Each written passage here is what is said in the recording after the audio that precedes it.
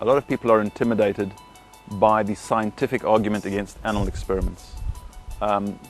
Virtually anyone can talk about ethics. We can show pictures, photographs, videos to the public and shock people because animal experiments are shocking. They are shockingly cruel.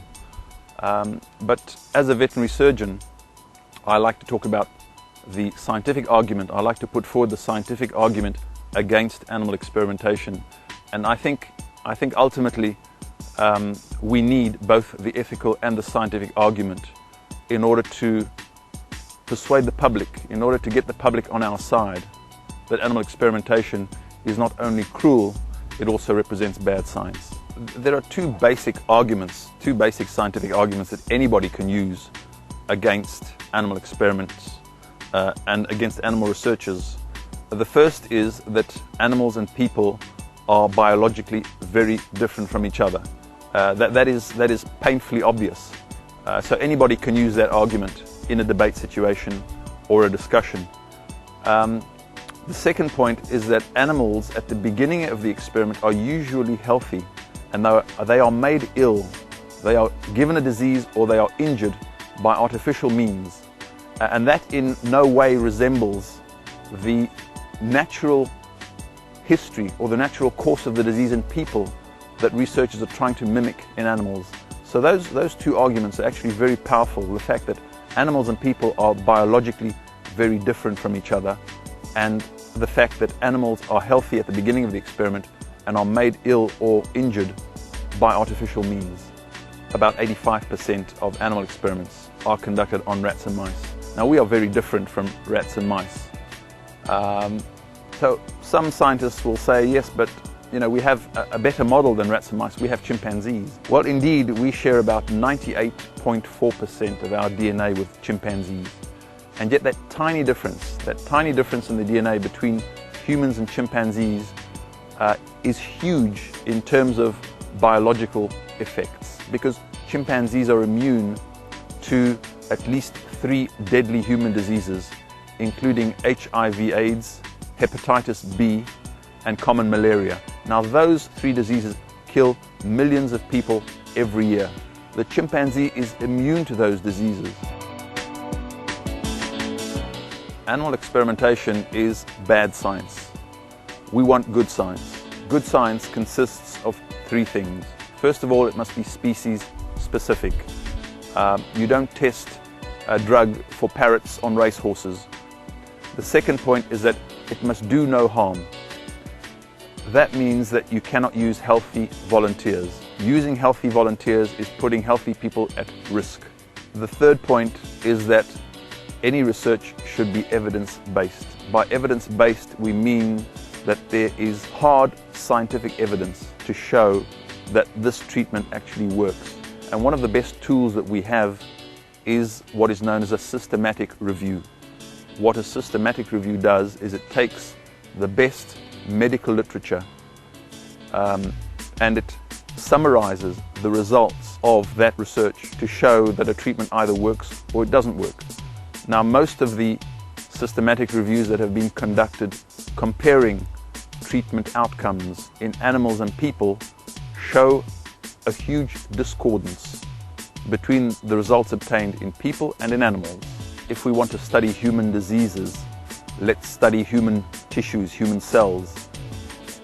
You will come up against the counter-argument that human cells do not represent the whole living organism. Well, that's true, but then the whole living rat does not represent the whole living cat or the whole living dog or the whole living human. So that's an answer to that argument. But we're not just talking about human cells. Okay, that's only the first stage.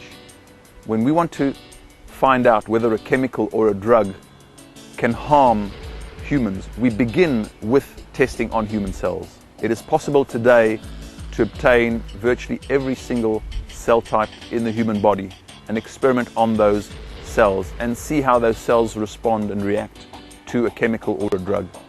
Once we've passed the cell stage, we can then go on to cell culture, in other words, groups of cells. The next stage would be, for example, organ slices of kidney tissue, slices of liver, in order to represent the interaction between different groups of cells. The stage after that could be, for example, computer modeling. It could be what is known as lab on a chip. Lab on a chip really represents the different compartments in the body. Let's think about if we take a drug, if we swallow a pill, that drug comes into contact first with our stomach. So we can take cells that line the stomach to mimic the stomach. The next compartment in the lab on a chip would be, for example, blood cells, because that drug would be absorbed through the stomach into the bloodstream. So we could use blood cells in the next compartment. The next compartment would probably be liver cells, because that's where that drug would land, and then perhaps kidney cells. So we're starting to approach the whole living system, the complexity of the whole living system. Is it perfect? No, of course it's not perfect. But then in biology, there is no 100% perfect system. But the choice is between incomplete human data that is relevant to the species in question, in other words, humans, or complete animal data, because we can get complete animal data, but that is irrelevant to the species in question, which is human beings. Okay, so if animal experimentation is so bad, people say, well, why does it persist? Why does it persist? There are several answers. I will share two of them with you. The first reason that animal experiments persist is that they are based on 50-year-old laws. We have a situation where the laws governing drug testing today are the same laws that were written about 50 years ago. Science has moved forward by 50 years since then, but the laws have not caught up with the science. The second reason that animal experimentation persists is that it is based on 150-year-old science. If we look back to the time of Claude Bernard in France, about 150 years ago, he managed to persuade the scientific community at the time that the similarities between animals and people was more important and more significant than the differences between animals and people. And today we know that it's exactly the other way around. It's the opposite. The differences between animals and people are far more significant. So to sum up, as a veterinary surgeon, but also as a compassionate human being, I'm opposed to all animal experiments on ethical as well as on scientific grounds. Animal experimentation has to be one of the most grotesque errors committed in medical history. And the sooner we realize that error, the better it's going to be, obviously for animals, but also for human health.